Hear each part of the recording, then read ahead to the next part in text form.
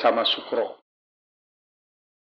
Assalamualaikum warahmatullahi wabarakatuh. Jumpa lagi bersama Ngobrol bersama Sukro, dan podcast ini adalah suara UMKM yang motonya cangkal becari. Nah, kali ini tamu saya luar biasa, dan narsum kita dikatakan narsum, ya juga bisa dikatakan panutan dari remaja-remaja wanita lah, khususnya hari ini.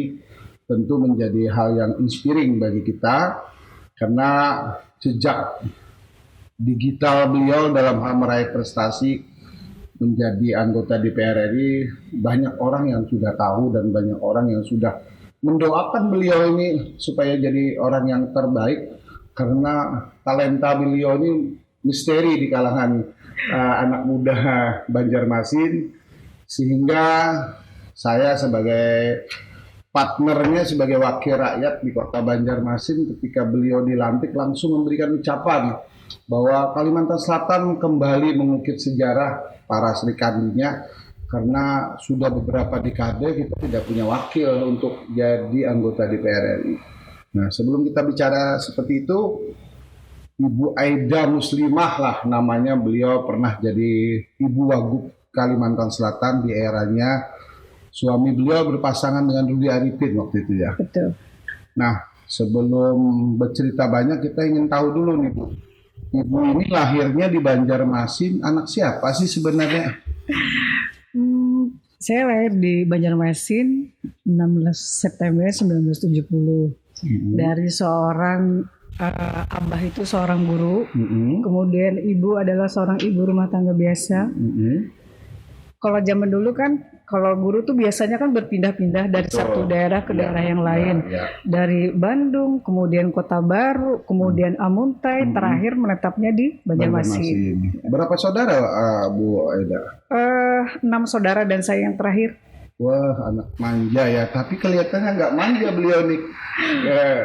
Makanya karirnya luar biasa. Nah, ketika bicara berlatar belakang keluarga guru, tadi ada cerita tentang berpindah-pindah. Gimana cara ya mengatur emosinya lah? Karena kalau pindah-pindah juga, bukunya pindah juga, perabotan rumahnya ini gimana waktu itu melihat fenomena itu, beda? Abah itu kan kelilingnya itu dari kakak yang pertama. Iya. Jadi kakak yang pertama, kemudian kakak yang kedua lahir, ketiga, yang terakhirnya itu justru menetapnya Abah itu di Banjarmasin. Jadi pas lahirnya saya itu di Banjarmasin, jadi belum merasakan ketika Abah itu berpindah-pindah dari satu daerah ke kabupaten yang lain. Jadi 6 bersaudara tadi ya? 6 bersaudara. Nah, padahal penghasilan seorang guru kita cukup prihatin lah waktu itu ya. Tapi kenapa ya bisa menghidupi 6 anaknya ini? Kenapa tuh kalau Bu Aida melihat tanaman nilai apa yang dibuat Abah dan Mama Bahari sehingga Ibu Aida Muslimah ini meraih gelar sarjana ekonomi? Ya. Mungkin jadi karena kita dari keluarga yang sangat sederhana, dan didikan dari Abah dan Mama itu juga selalu memberikan pelajaran agama yang baik kepada kita semua.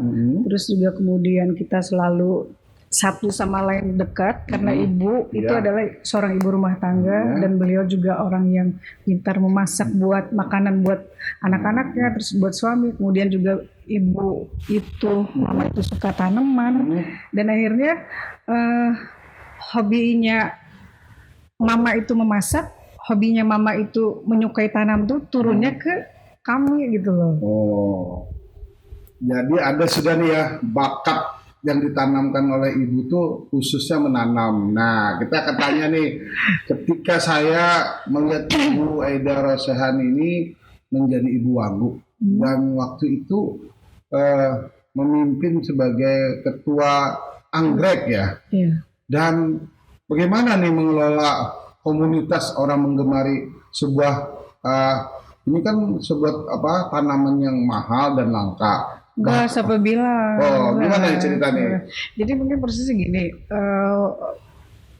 saya ini kan sebenarnya seorang ibu rumah tangga aja waktu itu ketika kawin dengan suami ya, ya. dengan bapak kan. Nah jadi prosesnya saya aktif di organisasi itu ketika bapak menjadi seorang wakil gubernur pada tahun 2005. Ya, ya. 2005. Nah ketika beliau jadi wakil gubernur, pada saat itu banyak yang organisasi yang pasti kan mendekat kepada kita karena kita menjadi figur seorang ibu pejabat. Nah salah satunya adalah Perhimpunan Anggrek Indonesia. Dan sebenarnya waktu itu ditawari pun sebenarnya saya belum Paham ya. belum paham apa sih tanaman anggrek. Terus kemudian dan di rumah juga nggak ada punya tanaman anggrek. Ya. Jadi saya pikir lagi kenapa tidak kita sambut baik kan penawaran dari mereka. Akhirnya saya bersedia menjadi seorang ketua Perhimpunan Anggrek Indonesia.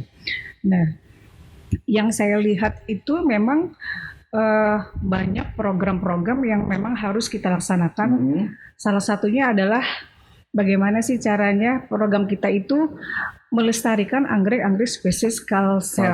Ya, karena kondisinya memang kalau dilihat itu sudah mulai berkurang di habitatnya karena hutan-hutan jadi lahan ya macam-macam sawit dan lain sebagainya. Nah, itu salah satu program dari kami. Bagaimana kita melestarikan dan mengajak semua orang untuk mencintai dan melestarikan anggrek. Nah, kemudian tadi yang Pak Sukro bilang bahwa anggrek itu adalah anggrek yang mahal dan susah itu nggak benar gitu. Benar ya. Jadi kenapa cara menipisnya gimana? Memang karena melihat anggrek itu kan langka, susah dicari karena ada di hutan-hutan.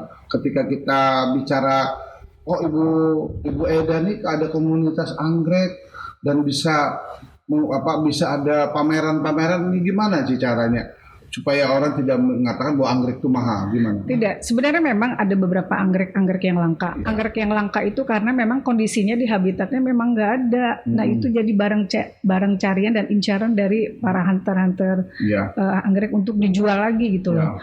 Nah kemudian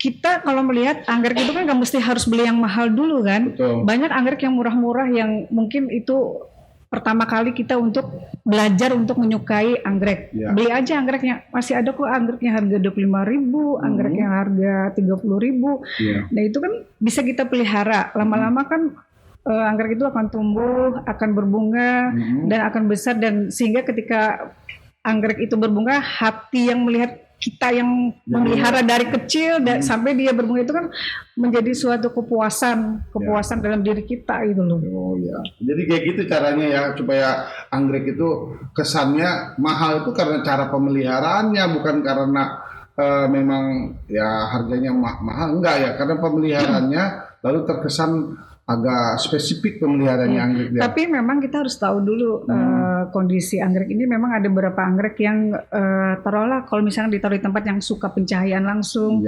Terus ada juga beberapa anggrek yang tidak harus kena cahaya langsung, harus di tempat yang lembab. Dan kita juga harus tahu ini anggreknya ini kalau kebasahan nanti akan busuk akarnya. Itu ada juga anggrek yang nggak apa-apa kalau misalnya disiram 3 kali sehari. Tapi kalau misalkan cuaca panas seperti ini, paling tidak 2 kali sehari itu harus pagi dan sore harus disiram. Oke. Nah, saya juga melihat Ibu Aida ini tekun karena tadi awalnya belum bisa apa-apa, tapi karena ini baik. Kok bisa pernah jadi juara di Chinese kemarin tuh gimana? Apa anggrek maksudnya? Iya, enggak stand-nya gitu. Kan katanya pernah ke Cina dan itu juara berapa tuh? Gimana tuh cara bisa juara kemarin tuh ceritanya? Kalau di PAI Kalsel ini memang termasuk salah satu PAI di antara DPD-DPD yang paling aktif. Terus juga kita sering mengikuti lomba-lomba baik di nasional maupun internasional. Nah kemarin tahun 2011 itu kita memang mengikuti lomba internasional di Sanya, Cina. Luar biasa nih. Jadi waktu itu memang itu menjadi kenangan yang terindah. Jadi kita mendapat juara 2 untuk dari 22 negara seluruh dunia yang ikut waktu itu. Standnya kita yang paling dinilai yang paling bagus karena memang yang kita tampilkan itu adalah budaya lokal. Jadi suasana hutan meratus kemudian dengan sungainya, dengan jukungnya, kemudian juga ada bekantan dan lain sebagainya. Terus ada orang yang kita semua peserta pakai baju Dayak. Betul. Nah ini kan suatu prestasinya. Nah maksud saya pertanyaannya, ketika itu meraih prestasi karena kata teman-temannya Ibu Aida ini orangnya tidak gampang menerima masukan, tapi dia cuma menganalisa. Makanya dia seperti bosnya lah ke partai PDIP Bu Mega, orangnya diem tapi suka banyak kerja. Gimana tuh kata-kata teman-teman yang memang benar ya? Bu Eda tuh orangnya diem, gampang diprovokasi orang, tapi bisa melaksanakan, makanya dia meraih prestasi itu. Jadi gimana dia? Iya, ada benar ya, ada benar juga sih. Memang saya orangnya nggak terlalu banyak bicara, tetapi saya suka bekerja. Jadi mungkin orang bisa lihat hasil kerja saya selama ini, walaupun mungkin dari segi bicara berkoar-koar itu saya bernarasi gitu ya. Justru saya lebih suka diam dan bekerja, itu sih cirinya. Nah makanya terbukti kan dengan sedikit bicara tapi kerjanya banyak. Prestasi ketua asosiasi anggrek ya, Perhimpunan Anggrek Indonesia. Nah Kalimantan Selatan sudah mengukir ke go internasional di Chinese loh itu. Ya ini suatu luar biasa. Siapa dong katanya ketuanya? Pasti orang bilang ketuanya Bu Aida. Ya alhamdulillah, tapi ini untuk yang sekarang saya sudah tidak menjabat lagi sebagai ketua Perhimpunan Anggrek Indonesia karena udah 2 periode. Jadi sekarang sudah dipegang sama Budian. Oke. Itu sudah prestasi. Tadi sudah coba memanage, katanya lebih banyak kerja daripada. Nah, saya sudah suatu ketika pernah ketemu dengan Ibu Eda lah dalam suatu persahabatan. Kok sering sih soal-soal kepada tokoh-tokoh itu, apa sih motivasinya dengan orang-orang tua tuh, maksudnya gimana nih ya Pak? Apa karena ada yang tadi kena sosok Bapak terus lalu menular ke pikiran maupun semangatnya Bu Aida ini, kok setiap kali kayak ketemu, Bu Aida ini ketemu dengan tokoh-tokoh, orang-orang tua lagi, padahal orang-orang tua katanya gak usah lagi katanya. Ini gimana ceritanya kok bisa seperti itu? Enggak lah, saya pikir kita memang harus selalu lebih perhatian dengan yang lebih tua dari kita. Mungkin kalau dari segi usia kan kita jauh. Yang pasti kan pengalaman mereka pasti kan lebih banyak dari kita. Pengalaman terus juga ada hal-hal yang mungkin bisa kita diskusikan dengan beliau. Kemudian juga ada hal-hal yang bisa kita dapatkan ilmunya dari beliau. Kesabaran yang penting kesabarannya tuh orang tua tuh ya. Iya, salah satunya iya. Oke Bu. Nah sekarang sudah tahu publik. Nah sekarang saya udah pernah juga melihat Ibu Aida ini kalau urusan sosial kemasyarakatan bisa langsung terjun. Kenapa nih hatinya ketika ada bencana, ketika ada kemarin saya melihat ini sedang rame-ramenya COVID, kok mau-maunya gitu ikutan menggalang perempuan untuk melaksanakan peduli sosial ini. Apa nih motivasinya selain backgroundnya anak guru ya kan? Sebenarnya dari dulu memang banyak hal-hal kegiatan sosial yang sering kami lakukan, Pak Sukro. Jadi memang termasuk juga beberapa organisasi yang sampai sekarang masih saya jabat. Bukan hanya di masa pandemi saja, pada saat kita dalam kondisi banjir pun kami sering mengadakan kegiatan sosial, malah sampai ke Brabai itu waktu itu juga, kemudian di Martapura, terus juga yang di Banjarmasin juga kita menggalang donasi juga bersama teman-teman yang lain. Jadi dan yang terkumpul kita belikan sesuatu barang yang berguna untuk keperluan baksos. Dan kemudian juga memang banyak hal-hal juga di dalam organisasi yang kami lakukan juga, termasuk dengan mengadakan penyuluhan tentang kesehatan, kemudian juga tentang pelatihan. Banyak yang kami lakukan buat masyarakat, dan alhamdulillah sih respon dari masyarakat, dan memang saya lihat itu yang memang yang diperlukan sama masyarakat gitu loh. Iya kan, karena kalau ada orang yang memang peduli dengan masalah sosial, apalagi orang ini sudah punya wawasan, kemampuan, tentu ini yang diharapkan masyarakat ya.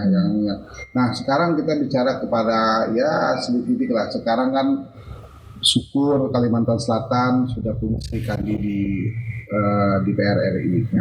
Tentu tadi pengalaman organisasi, peduli sosial itu kan tidak membuat Ibu Aida canggung di DPR RI kan. Nah, sekarang ketika jadi duduk di DPR RI ini, apa sih sebenarnya yang harus, tadi kan dari prestasi anggrek kan itu kan sebenarnya sesuatu yang bisa di seluruh Indonesia kan untuk selalu digelorakan. Karena kata Bu Eda tadi kan bahwa yang namanya anggrek itu membuat kita happy, Betul. senyum. Nah, gimana nih? Ada nggak keinginan untuk yuk sama-sama anggota DPR RI, anggota kota, provinsi, yuk kita kembangkan lagi anggrek itu? Ada nggak keinginan itu? Untuk sementara sih belum. Mungkin saya lebih fokus ke ya itu tadi. Saya kan baru belum 1 tahun nih dilantik menjadi anggota DPR RI dan mungkin ini kesempatan dari Allah yang berikan kepada Ya, saya. amin, amin. Kalau dulu kan lingkupnya khusus di Kalsel dan kabupaten, tapi ini lingkupnya jadi lebih besar dan ini menjadi tanggung jawab yang besar juga buat saya. Eh, dan ini kesempatan ini mungkin Allah berikan Untuk berbuat ya, ya untuk berbuat terus lebih juga. besar lagi. Terus juga saya itu sangat berharap sekali karena saya perwakilan satu kan perempuan satu-satunya nih di Kalsel. Saya berharap sih ada perempuan lain nanti juga yang bisa menduduki menjadi anggota DPR RI karena semakin banyak perempuan yang duduk di DPR RI sana, di parlemen, di parlemen terus ya. juga banyaknya perempuan yang masuk ke dunia politik. Itu menurut saya salah satu yang bisa kita satukan dan tujuannya adalah sama-sama memberikan kebijakan yang lebih berpihak kepada perempuan dan anak. Itu sih salah satunya. Luar biasa ini cita-cita luhur dari seorang Ibu Aida Muslimah yang ngajak Sri Kandi Banjarmasin, Kalimantan Selatan untuk berkiprah di dunia politik. Tapi memang masih harus perlu perjuangan yang besar untuk mencapai semua itu, dan saya merasakan sendiri gitu kan. Artinya sekarang kan memang ada kewajiban partai politik harus mencukupi 30% perempuan, tetapi kenyataan tidak mudah dan tidak seperti itu.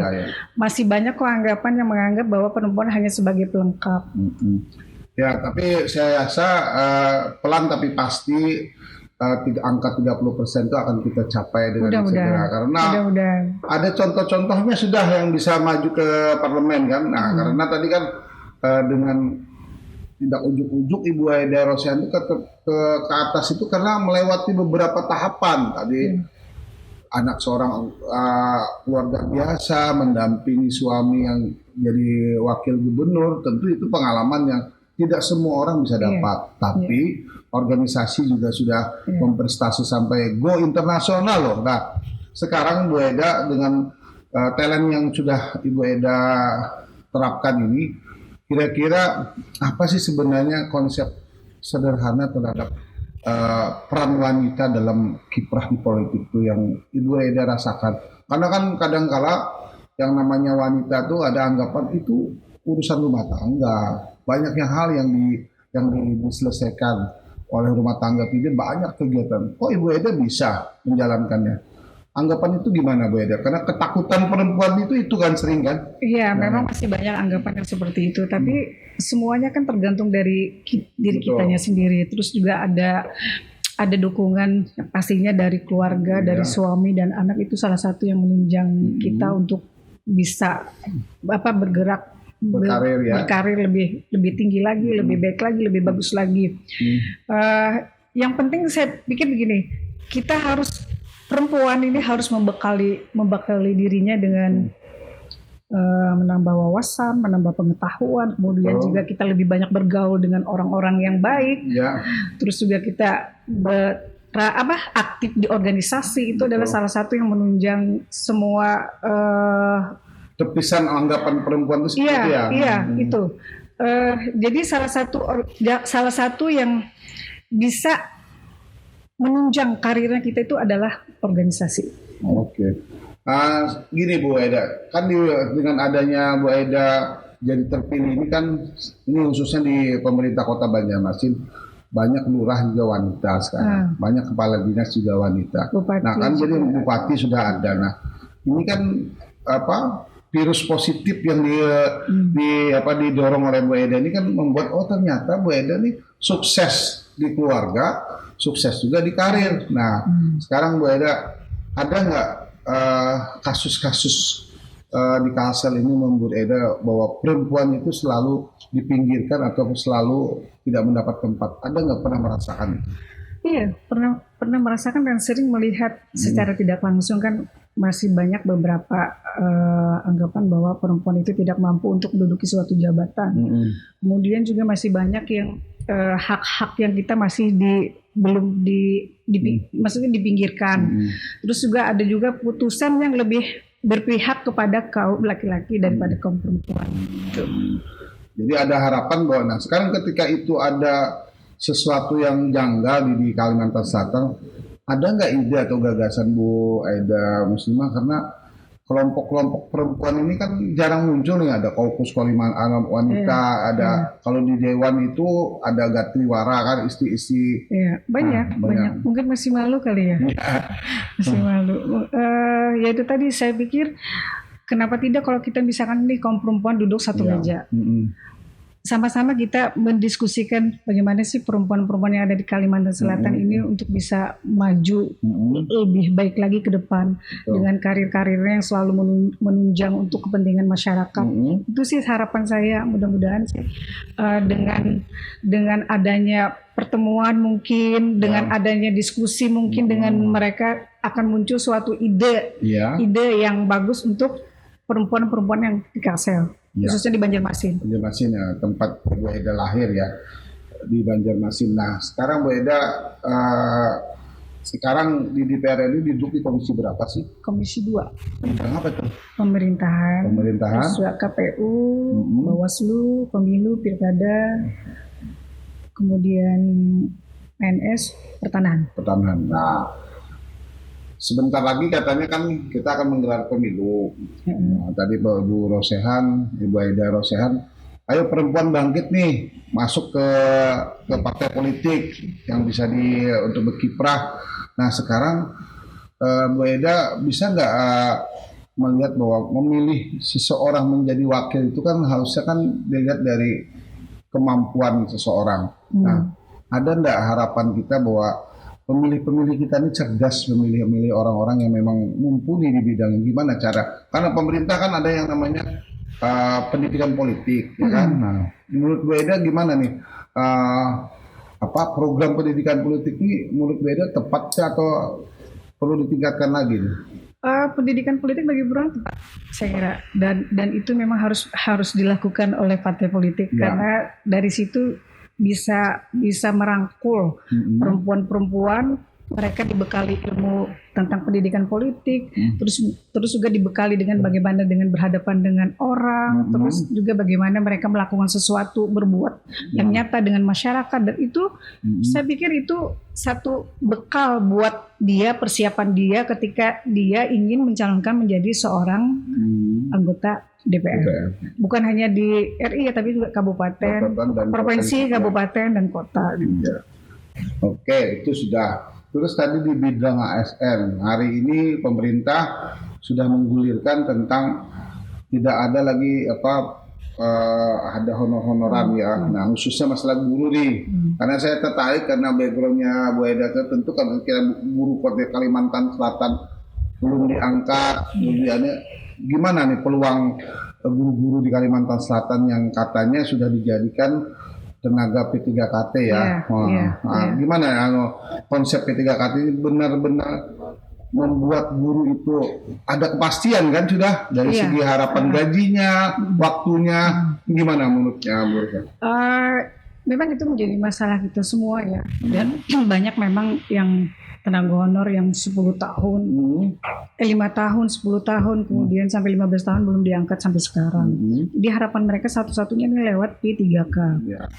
Nanti dites dan kenapa pemerintah menghapuskan tenaga honor untuk 2023 ya. 2023 itu harapannya supaya tenaga honor ini gajinya menjadi UMR, kemudian juga dengan merekrut tenaga honor yang baru-baru itu kan merubah sistem tenaga PNS. Jadi dengan harapan nanti tenaga-tenaga yang tenaga-tenaga yang lulus di P3K itu menjadi tenaga yang produktif ya di bidangnya.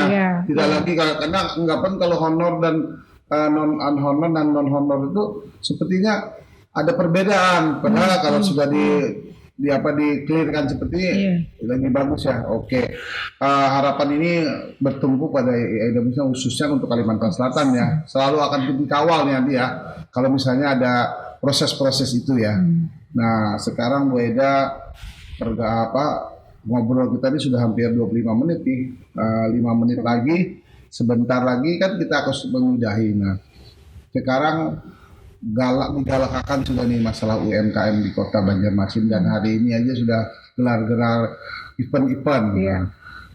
Menurut Bu Eda gimana sih sebenarnya pendapatnya bahwa kita ini kan kaya akan kuliner Banjarmasin, tapi kurang packaging dan kurang promosi. Gimana nih saran-sarannya supaya seperti suami Anda kan punya stand yang mana Tahar Square, banyak orang akhirnya berimbas pada kafe-kafe di mana-mana. Kafe ini gimana nih pendapatnya supaya kita ada seperti kalau kita di Jakarta ada di Saripan, samping Saripan ada soto Suhai ya. Padahal soto-soto di Banjarmasin banyak ya kan. Nah gimana Bu Eda? Sebenarnya itu juga menjadi salah satu program dari Ikatan Wanita Pengusaha Indonesia. Dan kita tahu jumlah UKM itu kan perempuan, khususnya perempuan khususnya perempuan itu ada 30.000 seluruh Indonesia. Jadi 98% itu mikro dan kecil, terus juga 31%-nya itu mikro, terus yang 2% itu berskala besar. Nah, yang tadi Pak Sukur tanyakan bagaimana sih supaya UKM ini bisa berkembang lebih baik lagi, lebih maju lagi melalui mungkin dengan packagingnya kah, terus dengan promosinya segala macam. Sekarang kan memang sudah menjadi dunia digitalisasi nih. Jadi rata-rata memang kaum perempuan itu kan kurang menguasai tentang teknologi. Nah, kami ini dari IWAP ini salah satunya adalah memberikan pelatihan kepada kaum perempuan itu bagaimana sih caranya menghadapi digitalisasi teknologi supaya tidak ketinggalan dengan perempuan-perempuan di daerah lain. Itu salah satunya. Kemudian juga kita sering mengadakan pelatihan packaging bagaimana sih membuat kemasan yang cantik, yang bagus, dan ini bisa dijual dan nilai jualnya menjadi lebih tinggi lagi. Kemudian juga kita sering mengadakan juga beberapa kegiatan yang terkait dengan UKM, termasuk dengan bagaimana membuat foto yang bagus. Terus juga kemudian foto ini bisa nilainya dijual menjadi lebih tinggi lagi ketika orang melihat fotonya, ini bagus nih kuenya, terus makanan kulinernya khas Banjarnya bagus. Pastinya kan orang berminat untuk membeli. Iya, mantap. Dan saya juga ada bocoran juga, ternyata Ibu Eda Rosian ini hobi fotografer ya. Dan bisa nggak ini tadi menuju pada, ayo ditampilkan pameran foto tentang kuliner ala made in-nya Eda Muslim. Ada nggak? Ada rencana itu bikin event itu nggak? Tapi khusus perempuan loh. Iya. Insya Allah ini yang khusus yang acara Perhimpunan Anggrek Indonesia ini kami teman-teman pengurus DPDPA itu menyelenggarakan foto untuk si orang ini dengan anggrek gitu loh. Jadi itu dalam rangka memperingati 17 Agustus. Dalam rangka kemerdekaan kita ya. Iya. Mantap, Ibu Rosian punya gagasan itu. Kita doakan ya bahwa ide beliau akan mengundang para fotografer kaum perempuan untuk membidik kuliner dari segi membawa, dan ini insya Allah digelar ini ya. Oke, Ibu, kita doakan ini akan berhasil ya. Dan terakhir Bu Eda, apa kesan dan pesan sampian terhadap dunia wanita, lagi-lagi dunia wanita Kalimantan Selatan yang berkiprah untuk di politik tadi, monggo untuk belajar dan bergabung. Nah, yang berkiprah di bidang-bidang yang lain gimana nih? Untuk perempuan Kalimantan Selatan jangan takut untuk berbuat, terus jangan takut juga untuk bekerja, jangan takut untuk kita memberikan sesuatu yang terbaik bagi keluarga, kemudian juga masyarakat. Karena sebaik-baiknya manusia itu kan pasti dia bermanfaat untuk orang banyak. Itu Betul. sih sebenarnya Mantap. harapannya. Makasih Bu Haidar Muslimah bahwa hari ini kita kedatangan tamu istimewa dan maka kita yel-yel di podcast kita ini kalau saya sebut suara UMKM jawabannya cangkal becari. Oh. Ya. Baik, suara UMKM Cangkal Becari. Alhamdulillah. Assalamualaikum warahmatullahi wabarakatuh.